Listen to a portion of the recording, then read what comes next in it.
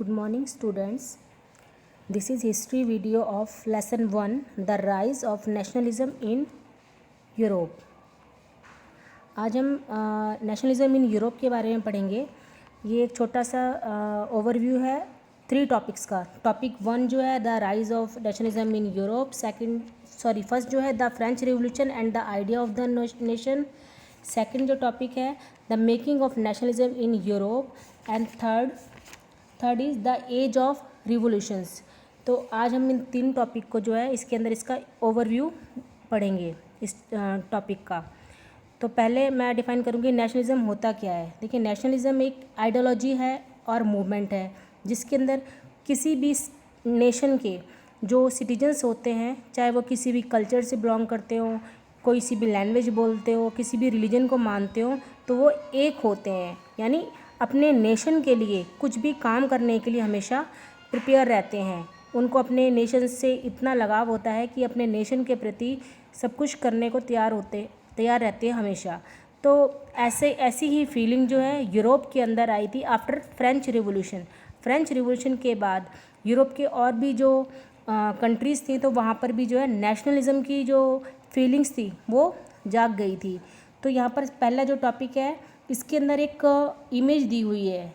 ये जो इमेज है फ्रेडरिक सोर्रियो इन्होंने बनाई है और ये एक फ्रेंच आर्टिस्ट हैं जिन्होंने 4 प्रिंट्स जो हैं प्रिंट किए हैं जिसके अंदर उनकी एक ड्रीम है. ये एक इमेजिनेशन है. उन्होंने एक अपनी इमेजिनेशन बनाई है कि जितने भी लोग हैं अब वो डेमोक्रेटिक रूल की तरफ जा रहे हैं. यानी जहाँ ऐसी गवर्नमेंट जहाँ पर जो सिटीजन्स हैं उनके राइट्स जो हैं होते हैं, और सोशल रिपब्लिक्स उनका एक खुद का ड्रीम है कि भाई जितने भी नेशंस हैं वो सारे डेमोक्रेटिक हो और सोशल रिपब्लिक्स हों. तो ये जो इमेज है, इमेज से रिलेटेड ही सारा टॉपिक है. तो इस इमेज को आप अगर ध्यान से देखेंगे तो इसमें जो है पहला जो प्रिंट है उसके अंदर जो लोग लाइनों में खड़े हुए हैं वो यूरोप एंड अमेरिका के लोग हैं जिनको फ्रीडम मिल चुकी है, यानी कॉलोनियल रूल से या फिर मोनार्की रूल से. ठीक है. उसके बाद जो है पीछे और भी कई सारे नेशन के लोग खड़े हुए हैं, पीपल खड़े हुए हैं जो कि अपनी नेशन के को जो है फ्रीडम दिलवाना चाहते हैं या फिर उनके जो राइट्स हैं उनको बचाना चाहते हैं. यहाँ पर एक आप स्टैचू देख रहे हैं, ये स्टैचू ऑफ लिबर्टी है. तो सभी जो हैं इसको जो है एक तरीके से होमेज कर रहे हैं और इसके एक हाथ में तो एक टॉर्च है जो कि एनलाइटमेंट की है. दूसरे हैंड के अंदर आप देखेंगे तो कुछ चार्टर हैं जो कि राइट्स हैं, यानी किसी भी देश के अंदर अगर सिटीजन रह रहे हैं तो उनके कुछ फंडामेंटल राइट्स हैं वो दूसरे उसके हैंड में हैं. इसके बाद हम देखते हैं कि जो यहाँ पर कुछ टुकड़े पड़े हुए हैं, फ्रैगमेंट्स हैं, ये आप देख रहे हैं यहाँ पे, ये कुछ फ्रैगमेंट्स हैं. ठीक है. तो ये जो फ्रैगमेंट्स हैं ये किसके हैं? ये फ्रैगमेंट्स हैं एब्सोल्यूटेड इंस्टीट्यूशन के. एब्सोल्यूटेड्स गवर्नमेंट वो गवर्नमेंट होती है जिसके ऊपर कोई रेस्ट्रिक्शन नहीं होती है, या फिर हम दूसरे उसमें कहें तो ये मोनार्कियल गवर्नमेंट है जहाँ पर सिर्फ जो राजा जो होता है वो सिंगल पावर होता है और पूरे स्टेट को कंट्रोल करता है. तो जैसे ही डेमोक्रेसी आई किसी भी कंट्री के अंदर तो जितने भी जो भी मोनार्की रूल था तो उसके जो है फ्रैगमेंट्स हो चुके हैं, यानी टुकड़े हो चुके हैं. ये स्टैचू ऑफ लिबर्टी है. ये यहाँ पर जितने भी भीड़ दिखाई दे रही है ये वो लोग हैं जिन्होंने सबसे पहले, ये जो अमेरिका और यूएसए के सिटीजन्स थे, तो इन्होंने सबसे पहले अपनी गवर्नमेंट जो है बनाई थी, यानी अपने आप को जो है डेमोक्रेटिक गवर्नमेंट बनवाई थी. उसके बाद यूरोप के और भी कंट्रीज़ के लोग पीछे खड़े हुए हैं. ये सभी जो हैं ये चाहते हैं कि उनकी कंट्री में भी डेमोक्रेटिक रूल हो. यहाँ पे आपको 2 कीवर्ड्स दिए हुए हैं. एक तो है एब्सोल्यूटिस्ट. एब्सोल्यूटिस्ट मैंने बताया है कि वो गवर्नमेंट का वो सिस्टम जिसके ऊपर कोई रेस्ट्रिक्शन नहीं होती या कोई रिस्ट्रिक्शंस नहीं होती हैं, या फिर हम सिंपल लैंग्वेज में कहें तो मोनार्कियल जो सिस्टम है उसको एब्सोल्यूटिस्ट गवर्नमेंट कहा गया है. दूसरा है यूटोपियन. यूटोपियन एक विज़न है ऐसी सोसाइटी का जिसके अंदर सब कुछ आइडल हो, यानी जितने भी लोग रह रहे हैं तो जितने भी रिसोर्सेज हैं तो उन पर सभी का इक्वल शेयर हो. इट मीन्स चाहे वो किसी भी रिलीजन के हों किसी भी कास्ट के हों, जेंडर कोई सा भी हो, तो वो सभी जो हैं एक आइडियल सोसाइटी के अंदर रह रहे हैं। ये यूरोपियन है। इसके बाद इसके अंदर और अगर हम देखते हैं इस इमेज के अंदर, तो यहाँ पर एक हेवन है। हेवन के ऊपर जो है आप देख रहे हैं कि क्रिस्ट हैं, सेंट्स हैं, एंजल्स हैं। तो ये सारे के सारे ऊपर से नीचे की तरफ देख रहे हैं कि किस तरीके से जितने भी लोग हैं वो आपस में एक तरीके से ब्रदरहुड के लिए अपने नेशन को डेवलप कर रहे हैं, यानी भाईचारे के लिए जो है अपने नेशन को डेवलप कर रहे हैं, ताकि उनका नेशन जो है एक तरीके से नेशन स्टेट कहलाए। Nation state was one in which the majority of its citizens and not only its rulers came to develop a sense of common identity and shared history or descent। यानी जितने भी nation state होते हैं उसमें ना केवल rulers बल्कि उसके जो सिटीजन्स होते हैं उनमें भी एक कॉमन आइडेंटिटी और जो उनकी हिस्ट्री होती है, अभी जो भी उनको रिसोर्सेज होते हैं तो उनके अंदर जो है एक जैसी भावना होती है। This commonance did not exist from time immemorial. It was forced through struggles, through the action of leaders and the common people। ये जो भावना थी कि सभी जो हैं इक्वल रहेंगे एक नेशन स्टेट के अंदर, सबकी एक कॉमन आइडेंटिटी होगी, तो ये स्टार्टिंग से नहीं थी। ये धीरे धीरे जैसे जैसे लोगों ने स्ट्रगल्स किया, ये जो लीडर्स थे जिन्होंने एक्शन लिया था, तो उसके साथ ही स्टार्ट हुआ था। This chapter will look at the diverse process through which nation state and nationalism came into being in 19th century in Europe. और इस चैप्टर के अंदर हम नेशन स्टेट्स के बारे में पढ़ेंगे कि किस तरीके से जो नेशन स्टेट्स थे उनके अंदर जो नेशनलिज्म वाली जो भावना जो है 19th सेंचुरी में यूरोप के अंदर किस प्रकार से आई। The French Revolution and the idea of the nation. सबसे पहले जो रिवॉल्यूशन हुई थी वो फ्रेंच रिवॉल्यूशन हुई थी।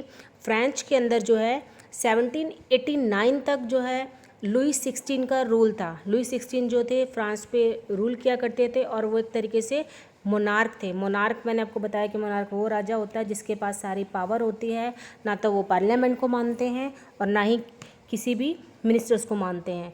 उनके पास जो भी पावर होती है वो उसका यूज़ करते हैं और रूल करते हैं।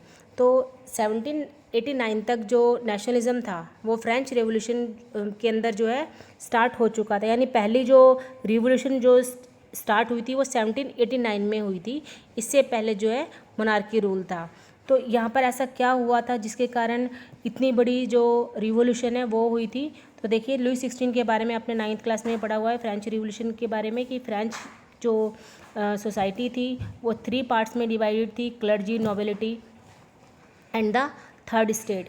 तो जो 2 स्टेट्स थे उनको जो है बहुत ज़्यादा प्रिविलेजेस दिए जाते थे, इंपॉर्टेंस दी जाती थी, जिसके अंदर सारे एजुकेटेड लोग आते थे और जो भी प्रीस्ट लोग थे वो आते थे, नोबिलिटी आती थी। लेकिन जो थर्ड स्टेट थे जो कि पीजेंट्स थे या फिर ऑर्डिनरी पीपल थे, तो उनको जो है बहुत सारे राइट्स नहीं मिले हुए थे, बल्कि उनको टैक्सेस देने पड़ते थे।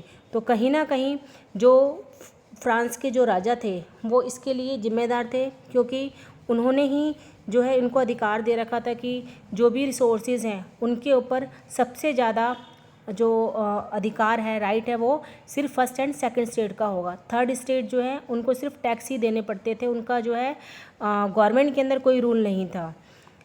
तो धीरे धीरे जो है वहाँ पर रिवॉल्यूशन स्टार्ट होती है। 1789 में मोनार्कियल जो रूल है वो ख़त्म हो जाता है और उसके बाद जो है एक कॉन्स्टिट्यूशन बनता है फ्रांस का, जिसके अंदर सभी को जो है इक्वल राइट्स मिलते हैं। और जो फ्रेंच का जो फ्लैग होता है वो ट्राई कलर का होता है और साथ में जो भी सिंबल्स होते हैं उनको रिप्लेस किया जाता है। यानी जो पहले जो सिंबल्स यूज़ किए जाते थे रॉयल स्टैंडर्ड के थे वो, तो उनको रिप्लेस कर दिया जाता है। और इसके बाद जो है जो स्टेट जनरल जो है वो उनका इलेक्शन होता है एक्टिव सिटीजन्स के द्वारा। यानी एक नेशनल असेंबली बनती है जिसके अंदर जो लीडर्स होते हैं उनको चुना जाता है। और फ्रांस का जो भी कॉन्स्टिट्यूशन था उसके अंदर कई सारे चेंजेस किए जाते हैं। जितना भी वर्क होता था सिर्फ नेशन के नाम पर होता था, किसी पर्टिकुलर किंग के नेम पर नहीं होता था। और एडमिनिस्ट्रेटिव सिस्टम जो था वो भी बहुत ज़्यादा सेंट्रलाइज था। सब जितने भी लॉज थे वो सारे यूनिफॉर्म थे, यानी एक जैसे लॉज थे सभी सिटीजन्स के लिए जो भी फ्रांस के अंदर रहते थे। तो आफ्टर द रिवॉल्यूशन ये सब चीज़ें जो हैं फ्रांस के लोगों को मिली, और इसके बाद जो है जो यूनिफॉर्म सिस्टम था वेट्स का वो भी जो मेज़रमेंट सिस्टम जो था वो अब दोबारा से अडॉप्ट किया गया, यानी जो भी ऐसे ड्यूज़ थे या ड्यूटीज़ थी जो कि अब नॉर्मल थी तो उन सब चीज़ों को अबॉलिश कर दिया गया। जितनी भी रीजनल डायलेक्ट्स थी, यानी जो वहाँ पे जो रीजनल जो भी बोलियाँ बोली जाती थी उनको डिस्करेज किया गया। सिर्फ वहाँ पर जो है फ्रेंच जो भाषा के लोग जो थे, फ्रेंच बोलने वाले जो लोग थे उनको ही ज़्यादा प्रेफरेंस दी जाती थी, और सिर्फ उनकी एक कॉमन लैंग्वेज थी अपने नेशन की, यानी जो भी वर्क होता था वो सारा फ्रेंच लैंग्वेज में होता था, चाहे वो रिटन हो चाहे वो स्पोकन हो।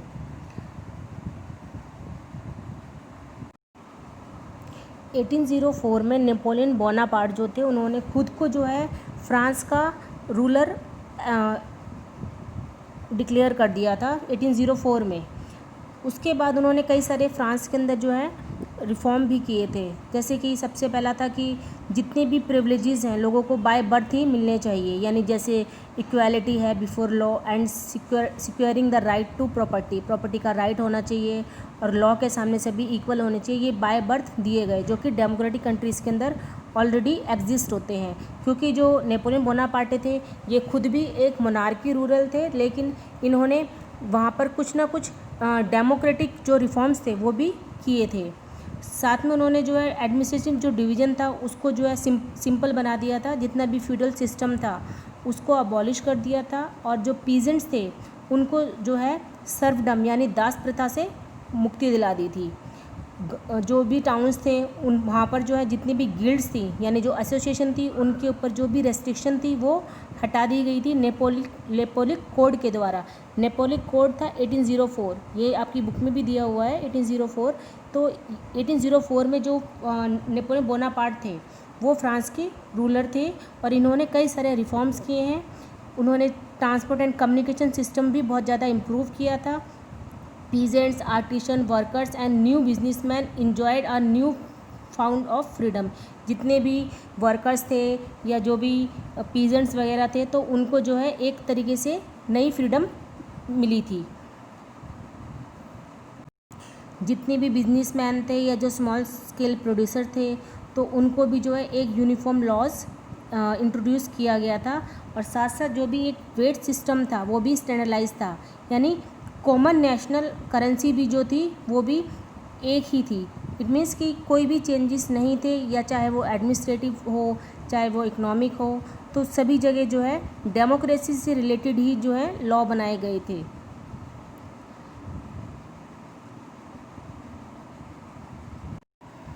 नेपोलियन बोनापार्टे बहुत ज़्यादा एम्बिशियस थे, वो चाहते थे कि वो अलग अलग फ्रांस के अलावा और भी जो टेरिटरीज़ हैं उनके ऊपर अपना रूल एस्टेब्लिश करें।